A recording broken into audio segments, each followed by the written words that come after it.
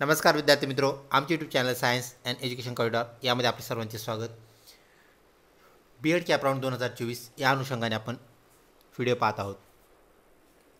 आपल्या अपडेटनुसार आपल्या ज्या लिस्ट आहेत त्या ओपन झालेल्या आहेत, म्हणजेच डिस्प्ले झालेल्या आहेत। तर आपल्याला चला आपले नाव कसे चेक करायचे ते पाहूया। यासाठी जावं लागेल आपल्याला CET सेलच्या वेबसाईटवरती, ते म्हणजेच cetcell.mahacet.org। विद्यार्थी मित्रों, आपल्याला गुगल क्रोममध्ये CET सेल असं टाईप करायचं आहे। CET सेल टाईप केल्यानंतर आपण इथे एका पेजवरती येतो जिथे आपल्याला CET सेल असं पाहायला मिळतं। त्याला आपण क्लिक करूया। याला क्लिक करताच आपण परत एका पेजवरती जातो। इथे गेल्यानंतर आपल्याला वरती स्क्रॉल करायचं आहे। स्क्रॉल केल्यानंतर ॲडमिशन प्रोसेस अकॅडमिक इयर 2024-5 याला आपल्याला क्लिक करायचं आहे। याला क्लिक करताच आपल्याला एक पेज ओपन झालेलं पाहायला भेटतं, ज्यामध्ये आपल्याला हायर एज्युकेशन अंतर्गत आपलं जे बीएड आहे ते पाहायला मिळतं। इथे हायर एज्युकेशन आलेलं आहे। हायर एज्युकेशन अंतर्गत मग MAd, MPEd, इंटिग्रेटेड बीएड, त्यानंतर BPEd याचाही समावेश होतो। ही बाब आपण लक्षात घ्यावी, म्हणजेच जे आपले बीएड इंटिग्रेटेड त्यानंतर MAdचे जे विद्यार्थी आहेत त्यांनाही या अनुषंगाने व्हिडिओ हा उपयोगी ठरेल, ही बाब आपण लक्षात घ्या। तर आपली लिस्ट बीएडची लिस्ट आपण पाहतोय। BEd general, BEd special, BEd ELCT तिन्ही जे कोर्सेस आहेत त्या तिन्ही कोर्सेसचे राऊंड एकत्र असतात, त्यांच्या रजिस्ट्रेशनसोबत असतात, त्यांचे लिस्टसोबत लागतात, त्यांचे ॲडमिशनसुद्धा सोबत होतात। ही बाब आपण लक्षात घ्या। बीएड न्यूला आपण क्लिक केलेलं आहे। याला क्लिक करताच आपण परत एका पेजवरती जातो, ज्या पेजवरती आपल्याला सर्व लिस्ट पाहायला मिळतात। तर आपण इथे पाहू शकता, grievances and registration and form editing has been started and will be form editing has been started and will be available as per given schedule. तर हे लवकरच निघून जात असतं, हे लक्षात ठेवा। परत आपण रजिस्ट्रेशनची डेट वाढेल का, परत नंतर आपल्याला फॉर्म एडिट करता येईल का असं विचारण्याचं काम नाही आहे, कारण त्यांनी सांगितलेलं आहे की शेड्यूल टाईमनंतर ही लिंक जी आहे ती आपोआप बंद होऊन जाईल। त्यापूर्वी आपल्याला ह्या बाबी करून घ्यायच्या आहेत। काही विद्यार्थ्यांचं म्हणणं आहे लॉग इन होत नाही, तर आपण लक्षात घ्या, आपल्याला सर्वप्रथम रजिस्ट्रेशन सगळ्यांनीच रजिस्ट्रेशन केलेलं आहे। एखाद्याने फक्त रजिस्ट्रेशन म्हणजेच काय केलं, फक्त रजिस्ट्रेशन केलं आहे आणि डॉक्युमेंट्स जर अपलोड केले नाही तर आपला फॉर्म सबमिट झालेला नसणार आहे, ही बाब आपण लक्षात घ्या। तर आपल्याला रजिस्ट्रेशन केलं आहे हे आपल्याला काही विद्यार्थ्यांचं BD पासून जो सुरू होणारा नंबर आहे लॉग इन नंबर, तो ज्यांना मिळालेला नाही, त्यांचं रजिस्ट्रेशन पूर्ण झालेलं नाही, त्यांनी लक्षात घ्यावं। त्यांना रजिस्ट्रेशनसाठी मग काय करायचं आहे, तर लॉग इन याला क्लिक केल्यानंतर आपल्याला BDचा जो नंबर आहे, BDपासून स्टार्ट होणारा तो नंबर आपल्याला काय करावा लागतो, ॲड इथे एनरोल करावा लागतो। लॉग इन करताना तो इथे भरावा लागतो आणि त्यानंतर आपण जो नवीन पासवर्ड तयार केलेला आहे तो आपल्याला काय करावं लागतं, लॉग इन करावं लागतं, साइन इन करावं लागतं। इथं साइन इन केल्यानंतर आपण खऱ्या अर्थाने आपल्या फॉर्मकडे जातो। परंतु विद्यार्थी मित्रों, जे विद्यार्थी ह्या स्टेपपर्यंत आलेच नाही त्यांनी काय करायचं आहे, त्यांना आपण एक थोडक्यात सांगूया। तर न्यू कॅन्डिडेट रजिस्ट्रेशन, ज्यांचं रजिस्ट्रेशन झालं नाही, फक्त त्यासाठीच आपण बोलतो आहे, किंवा ज्यांचं अर्धवट रजिस्ट्रेशन झालं आहे त्यांच्यासाठी आपण बोलतो आहे। तर इथे आपल्याला आपण CET दिलेली आहे का 2024ची असा प्रश्न आहे, त्याला यस म्हणायचं। रजिस्ट्रेशन नंबर जो आहे इथे रजिस्ट्रेशन नंबर टाकायचा, त्यानंतर आपला रोल नंबर टाकायचा। रजिस्ट्रेशन नंबर, रोल नंबर टाकल्यानंतर आपल्याला इथं चेक डिटेल्स असं केल्यानंतर आपण परत एका पेजवरती जातो आणि त्या पेजवरच्या डिटेल्स भरून आपल्याला काय करायचं आहे, सबमिट करून एक पासवर्ड तयार करायचा आहे नवीन, आणि तो पासवर्ड तयार केल्यानंतर आपल्याला आपोआप आपण दुसऱ्या पेजवरती रिडायरेक्ट होतो आणि तिथं आपल्याला एक नंबर अशी वरची जी रेष आहे तिथं, ज्याला आपण पट्टी म्हणूया, त्या पट्टीमध्ये आपल्याला एक नंबर जनरेट झालेला पाहायला भेटतो। तो BD ह्या दोन अक्षरापासून, BD म्हणजे बीएड, त्यानंतर BP असा असेल तर त्याचं BPEd असा अर्थ असतो। तर बीएडचा जनरेट नंबर होईल आणि बाकीच्या बाबी ज्या आहेत तुम्हाला त्या पुढे गेल्यानंतर आपोआप कळतील। आता राहिला आपला प्रश्न, तो म्हणजेच आपल्या कॅप शेड्यूलच्या ज्या लिस्ट लागलेल्या आहेत ज्याला आपण अल्फाबेटिकल मेरिट लिस्ट म्हणतो। तर सर्वप्रथम आपण ते लिस्ट पाहूया। अपडेटेड कॅप शेड्यूल आपल्याला इथे पाहायला मिळतोय, नवीन जो आपला कॅप शेड्यूल आला आहे। सर्वप्रथम आपण त्याला क्लिक करूया। परत आपल्याला म्हणणं असतं आपलं की सर आम्हाला तो शेड्यूल पाहायचा आहे। तर शेड्यूल तो आपण पाहाल कुठून, आपल्याला इथे शेड्यूल डिस्प्ले झालेला पाहायला मिळतोय। तर शेड्यूल जो आहे विद्यार्थी मित्रों, आपण इथे पाहू शकता, आपण पहिला टप्पा पार केलेला आहे, सर्वांचं रजिस्ट्रेशन झालेलं आहे. चुकून आत्ता दाखवल्याप्रमाणे कोणाचं रजिस्ट्रेशन अर्धवट राहिलं असेल तर त्यांनी ते पूर्ण करावं. पूर्ण करून बी एड नंबर प्राप्त करावा आणि पुढील कार्यवाही करावी. सर्व डॉक्युमेंट्स अपलोड करावे आणि फॉर्म सबमिट करावा. त्यानंतर विद्यार्थी मित्रो, ई स्क्रुटिनिटी जवळपास सगळ्यांना ई व्हेरिफिकेशनचे रिमार्क्स आले असतील. आणि त्यानंतर आता पुढची कार्यवाही जी आपली आहे तर अल्फाबेटिकल मेरिट लिस्ट जी आपण आज पाहणारच आहोत ती लागलेली आपल्याला इथे डिस्प्ले झालेलं पाहायला मिळतं. आणि त्यानंतर आपल्याला आपले जे ग्रॅव्हियन्सेस आहेत ते आपल्याला भरायचे आहेत कधीपर्यंत तर 1/8 ते 6/8/2024 एक मोठा कालावधी दिलेला आहे विद्यार्थी मित्रो. ह्या दिवसामध्ये आपल्याला सर्व ग्रॅव्हियन्सेस सर्व त्रुटी दुरुस्त करायच्या आहेत. ज्यांनी फॉर्म आत्तापर्यंत रजिस्ट्रेशन केलं होतं परंतु फॉर्म पूर्णपणे सबमिट केला नव्हता त्यांना हा एक मोठा चान्स आहे. ते त्यांचा फॉर्म कंप्लीट करून ह्या राऊंडमध्ये सहभागी होऊ शकतात. तसेच विद्यार्थी मित्रो, आपलं एक महत्त्वाची जी डेट आहे ती आपण परत लक्षात ठेवा. 9/8/2024 आपली फायनल मेरिट लिस्ट आपल्याला सादर होईल, डिस्प्ले होईल. आणि ही लिस्ट डिस्प्ले झाल्यानंतर आपल्याला महत्त्वाचं काम म्हणजेच आजपर्यंत आपली विचारणा असायची की आपल्याला जे ऑप्शन फॉर्म आहेत, कॉलेजचे नावं देण्याचे जे फॉर्म आहेत, कॉलेज चूज करण्याचे जे फॉर्म आहेत ते फॉर्म यानंतर आपल्याला अवेलेबल होतील. व्हिडिओ आवडत असल्यास नक्कीच लाईक करा. तर सर्व प्रकारच्या शंका कुशंका दूर करण्यासाठी कमेंट करा जेणेकरून आम्हाला आपल्याला उत्तर द्यायला नक्कीच आवडेल. विद्यार्थी मित्रो, आपल्या नवीन शेड्यूल नंतर आपण वळूया आपल्या लिस्टकडे. तर आपण इथे पाहू शकता अल्फाबेटिकल मेरिट लिस्ट आपल्या इथे एक पाहायला मिळते कॅप राऊंडसाठीची, परंतु ती NRI नॉन रेसिडेन्सिंग इंडियन्स यांच्यासाठीची आहे. म्हणजे जे विद्यार्थ्यांनी भारताच्या बाहेरून फॉर्म भरलेले आहेत त्यांची ती लिस्ट आहे. तर जनरली आपले जे मॅक्झिमम विद्यार्थी आहेत ते महाराष्ट्रातील आहेत. तर त्यांची लिस्ट कुठे आहे ते आपण पाहूया. तर round first alphabetical list Maharashtra state. विद्यार्थी मित्रो, याला क्लिक करायचं आहे. याला क्लिक करताच आपल्याला ओपन हे नाव पाहायला मिळतं. वरती स्क्रॉल केल्यानंतर आपल्याला हे नाव पाहायला मिळतं.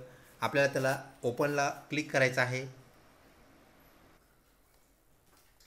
विद्यार्थी मित्रो, आपली लिस्ट ओपन झालेली आहे. आपण इथे पाहू शकता CET सेलचं कोटेशन म्हणजे state common entrance test cell Mumbai, BEd 2 वर्षाचा कोर्स, फुल टाईम कोर्स. त्यानंतर सेंट्रलाइज ॲडमिशन प्रोसेस म्हणजेच cap round first 2024-25 alphabetical merit list for who successfully registered cap round academic year 2024-25 हे आपल्याला इथं पाहायला मिळतं आहे. तर यामध्ये आपल्याला आपलं नाव जे आहे ते चेक करायचं आहे. आपलं नाव नुसतं नावच चेक करायचं नाही आहे. तर आपला हा BDचा नंबर आहे विद्यार्थी मित्रो, त्यावरून तुम्ही सहजपणे तुमचं नाव शोधू शकता. आपलं पूर्ण नाव, त्यानंतर जेंडर जे आपण भरलं आहे तेच करेक्ट आहे का, डेट ऑफ बर्थ करेक्ट आहे का, ज्या कॅटेगरीमधून फॉर्म भरला ती कॅटेगरी आपल्याला नाव करेक्ट आहे का ते चेक करायचं आहे. त्यानंतर आपली जो स्टुडंट टाईप आहे तर विद्यार्थी मित्रो एक लक्षात घ्या, महाराष्ट्रातील जे विद्यार्थी आहेत त्यांच्यासाठी टाईप A आपल्याला पाहायला मिळते. त्याचा क्रायटेरिया त्याप्रमाणे आपण चेक करायचा आहे. त्यानंतर फिजिकली हँडिकॅप जर आपण असाल फक्त त्या लोकांसाठी यस येईल, बाकी सर्व लोकांसाठी इथं नो असणार आहे. ही गोष्ट आपण लक्षात घ्या. त्यानंतर बाकीचे जे रिगार्डिंग इन्स्ट्रक्शन्स आहेत ते आपल्याला चेक करायचे आहेत. आपण इथे पाहू शकता ELCT पर्सेंटाईल, CET पर्सेंटाईल म्हणजेच ELCTचा पण हा राऊंड आहे, ELCTची पण ही लिस्ट आहे. परत आपली विचारणा होऊ नये की ELCTची लिस्ट कधी लागेल. जनरलची ही लिस्ट आहे, स्पेशल BEdची ही लिस्ट आहे, ELCT BEdची ही लिस्ट आहे. ही गोष्ट या अनुषंगाने आपण लक्षात घ्यावी. सर्व मार्क्स आपल्याला चेक करायचे आहेत आणि शेवटच्या कप्प्यामध्ये शेवटच्या कॉलममध्ये आपल्याला कन्फर्म असं लिहिलं असणं गरजेचं आहे. विद्यार्थी मित्रो, काही विद्यार्थ्यांच्या ठिकाणी आपल्याला हे डॉक्युमेंट डिस्क्रिपेन्सी आपल्याला पाहायला मिळते. डिस्क्रिपेन्सीचा अर्थ असतो त्याला आपण काय म्हणतो अस्पष्टता. अस्पष्ट एखादं डॉक्युमेंट कुठलं तरी अस्पष्ट आहे त्यामुळे आपल्याला डिस्क्रिपेन्सी आलेली पाहायला मिळते. तर ती डिस्क्रिपेन्सी आपल्याला दूर करायची आहे. ही डिस्क्रिपेन्सी आपल्याला दूर कुठून करता येईल, लॉग इनमध्ये जायचं आहे. आपले डॉक्युमेंट्सचे सर्व नेम वगैरे चेक करायचे आहेत. ज्या डॉक्युमेंटसमोर आपल्याला डिस्क्रिपेन्सी दिसत आहे तर ते डॉक्युमेंट आपल्याला डिलीट करायचं आहे. त्यासमोर डिलीट जे नाव आहे ते डिलीट दाबल्यानंतर आपल्याला परत अपलोड डॉक्युमेंट असं आपल्याला तिथं पाहायला मिळेल ग्रीन अक्षरामध्ये. तर त्या अपलोड डॉक्युमेंटला क्लिक करतात आपल्याला तेच डॉक्युमेंट परत अपलोड करता येईल. ही बाब आपण लक्षात घ्या आणि त्याप्रमाणे आपल्या डिस्क्रिपेन्सीज दूर करा. ही झाली पहिली गोष्ट. ही महाराष्ट्रातील विद्यार्थ्यांची लिस्ट आहे आणि ह्यात आपलं नाव आता कसं सर्च करायचं तेही आपल्याला पाहणं क्रमपात आहे, गरजेचं आहे. तर इथं आपल्याला एक सर्च बार दिसतोय, आपण त्याला क्लिक करूया. मी त्याला क्लिक केलं आहे. क्लिक करताच आपल्याला फाइंड हे नाव इथं वरती आलेलं पाहायला भेटतं.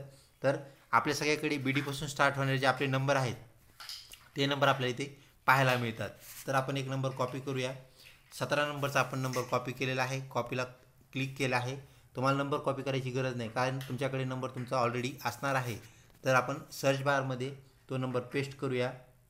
पेस्ट केलं तर आता आपण पाहू शकता इथे आपण डायरेक्ट त्या 17 नंबरच्या नंबरवरती आलो आहोत. विद्यार्थी मित्र, एक लक्षात घ्या, तर ह्याच्यात नाव सापडणं बरंच अवघड आहे, पण आपला जो रजिस्ट्रेशन नंबर आहे जो की बी डीपासून स्टार्ट होतो, तर हा रजिस्ट्रेशन नंबरनुसार तो तुम्हाला सापडणं एकदम सोयीस्कर आहे, सोपं आहे.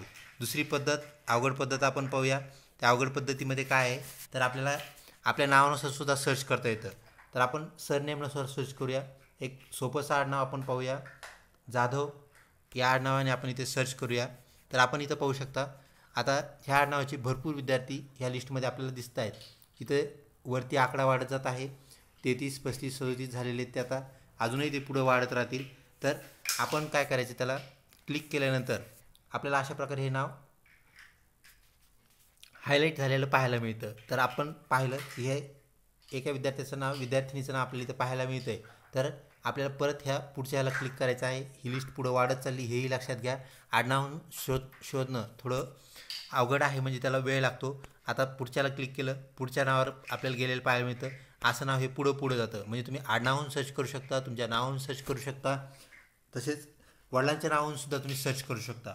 परंतु आपल्याला सगळ्यात सोयीस्कर सर्च करणं कशाने आहे, तर ह्या बी डीपासून स्टार्ट होणाऱ्या नंबरपासून.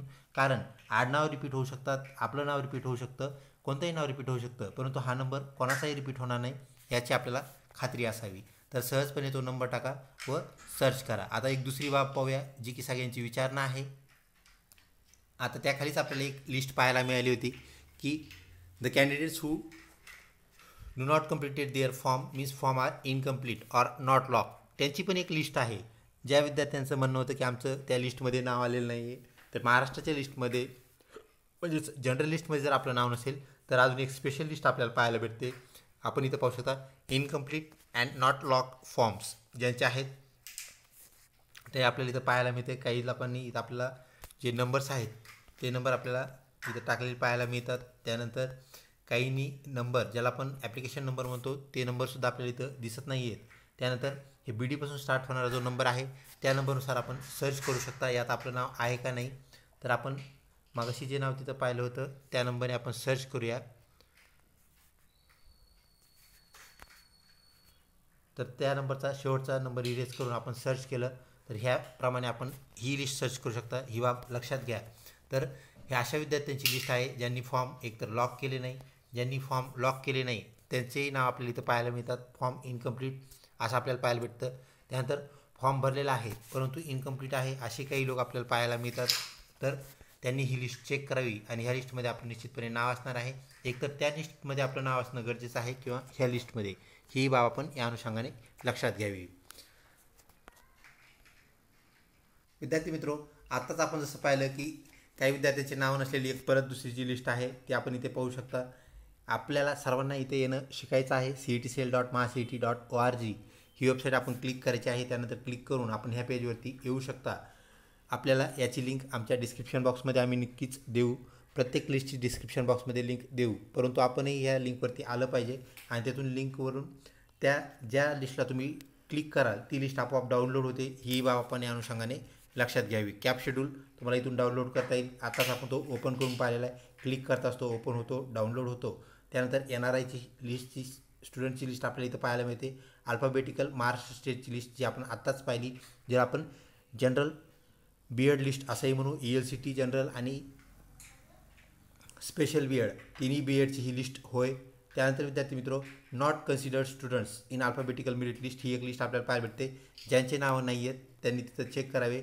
अजून एक लिस्ट आहे विद्यार्थी मित्रो जी की अल्फाबेटिकल लिस्ट OMS. चुकून जर तुम्ही नाव तुमचं OMSमध्ये गेलं असेल तेही आपल्याला चेक करता येईल. परंतु सगळ्यात अगोदर आपल्याला general merit list Maharashtra state MS ही चेक करायची आहे. ह्यामध्ये जर नाव नसेल तर आपल्याला दुसरी लिस्ट जी चेक करायची आहे तर ती कोणती आहे, not considered in alphabetical merit list. ह्या दोन लिस्ट आपल्याला चेक करायच्या आहेत आणि त्यानंतर आपण तिसऱ्या लिस्टमध्ये चेक करावे. याप्रमाणे आपण लिस्ट चेक करायच्या आहेत आणि सक्सेसफुली तुमचं जे रजिस्ट्रेशन झालेलं आहे मग कुठल्या लिस्टमध्ये तुम्ही गेलात ते आपण शोधायचं आहे. त्रुटी असेल सहजपणे आपल्याला दूर करता येते. कुठल्याही घाबरण्याची बाब नाही आहे. आजपासून त्रुटी दुरुस्त करणं सुरू झालेलं आहे. 6 तारखेला ते संपणार आहे. 6 तारखेनंतर आपण विचारू नये की आता डेट वाढेल का, तर डेट वाढेल ह्या हिशोबावर आपण कधीही राहू नये. या अनुषंगाने आपण काय करायचं आहे, कार्यवाही करायची आहे. लवकरच भेटूया महत्त्वपूर्ण पुढच्या व्हिडिओमध्ये. आज सायंकाळी 7 वाजता आपल्याला लाईव्ह सेशनमध्ये काही अडचणी असतील, समस्या असतील तर आपण विचारू शकता. धन्यवाद.